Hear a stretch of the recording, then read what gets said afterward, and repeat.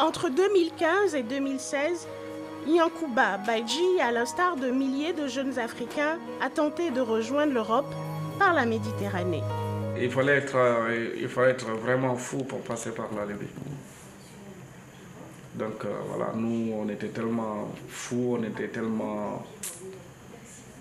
non.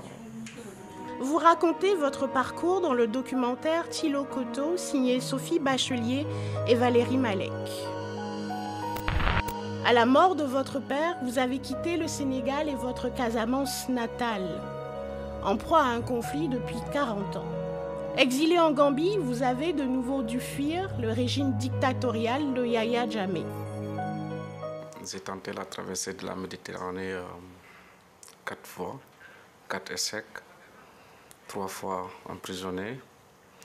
La 4e fois, on a passé 3 jours et demi dans une Zodiac.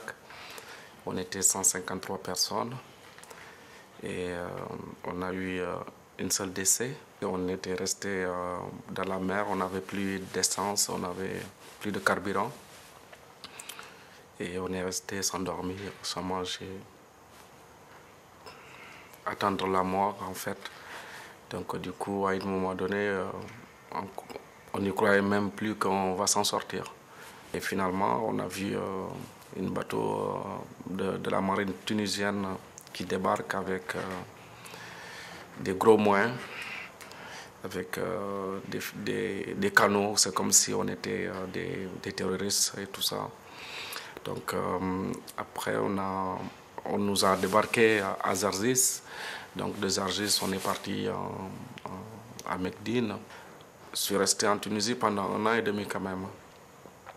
Je me suis aperçu que oui, le temps qu'on était resté en Tunisie, les médias africains ne venaient pas pour nous poser des questions. C'est ça qui m'a poussé en fait d'aller faire d'une part le travail des médias à leur place, parce que les médias africains ne s'intéressent pas à ces flux migratoires. Aujourd'hui, tous les articles qui sortent sur le sujet de l'immigration clandestine, les 90% des médias, c'est des médias européens qui le font. Mais ils sont où les médias africains? Mais c'est avec la complicité aussi de notre État, de nos États africains, qui ne veulent pas montrer leur irresponsabilité. C'est avec votre association, Thilo Koto, que vous sensibilisez la jeunesse africaine. Nous, on n'est pas là pour dire à cette jeunesse-là de ne pas voyager. Nous, on n'a pas ce pouvoir-là. Mais on voulait juste dire à cette jeunesse, chacun prend ses responsabilités et savoir ce qu'il va trouver devant, ce qui l'attend. Tout ça, c'est la responsabilité de nos États d'une part. Mais nous aussi, en tant que le citoyen d'en bas, comme je dis, on a une part de responsabilité. Cette part de responsabilité, c'est quoi? C'est informer, former la jeunesse.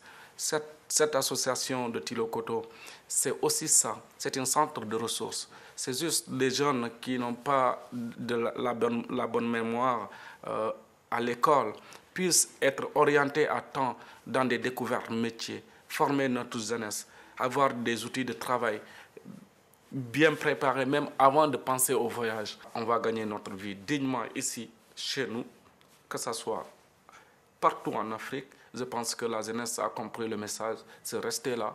Parce que cette génération qui a traversé la Méditerranée, cette génération qui a créé toute la Méditerranée est devenue une cimetière. Cette génération qui a perdu sa vie dans les dunes du Sahara, cette génération n'a pas peur de descendre dans la rue et revendiquer leurs droits. Aujourd'hui, vous êtes peintre et vous exposez à Paris. La peinture aujourd'hui, c'est l'un de notre docteur principal. Aujourd'hui, même les psychologues ne nous font pas du bien, nous. Donc tout ce qui nous soulage aujourd'hui, nos douleurs. Moi, parfois, ça m'arrive même, si je me lance réellement dans mes œuvres, j'oublie même qu'il y a le monde extérieur qui est à côté de moi. Parce que, voilà, c'est pas une histoire aussi qui...